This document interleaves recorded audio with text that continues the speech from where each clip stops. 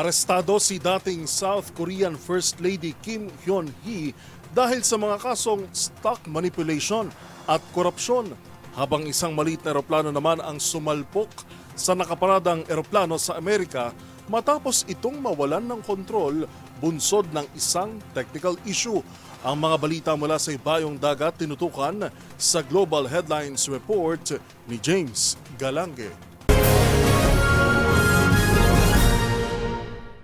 Balita mula sa South Korea, inaresto ng mga otoridad si former South Korean First Lady Kim Hyun-hee matapos mag-issue ng warrant of arrest ang Seoul Central District Court. Ito ay bunsod ng sari-saring kaso ng stock manipulation at korupsyon na may kaugnayan sa paglabag sa mga batas ng capital market, financial investment at political funds. Kasabay nito, nakita rin ng mga ebidensyang nagpapakita ng pamimeke o pakialam sa mga original na ebidensya.